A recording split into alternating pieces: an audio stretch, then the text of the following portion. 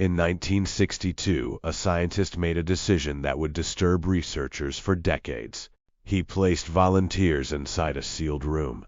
No clocks, no sunlight, no outside contact, just isolation.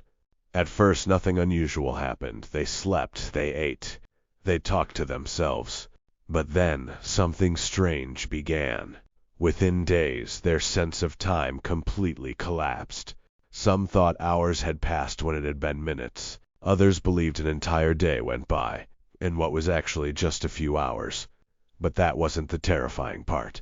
The human brain, when disconnected from reality, begins to create its own. Participants reported hearing voices, seeing flashes of light, feeling presences in the room. When no one was there, their minds were filling the silence.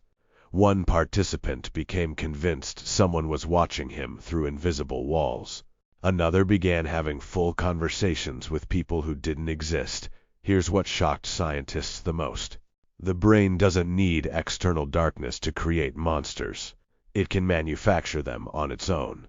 When you remove stimulation, the mind turns inward, and when it turns inward for too long, it doesn't always find peace. It finds fear. This experiment changed how we understand solitary confinement.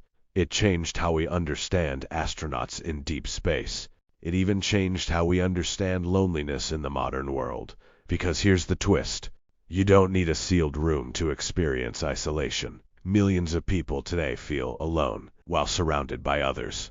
And the same brain that once imagined shadows in a silent lab now overthinks in bedrooms at 2 a.m., creating worst-case scenarios, inventing fears, replaying memories that never happened the way we remember them.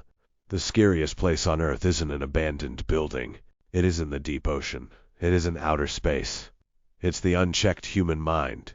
So the next time you sit in silence, and your thoughts get louder, ask yourself something. Are you controlling your mind, or is your mind controlling you? Because history has already shown, when the brain is left alone for too long, it starts writing stories of its own, and not all of them are kind.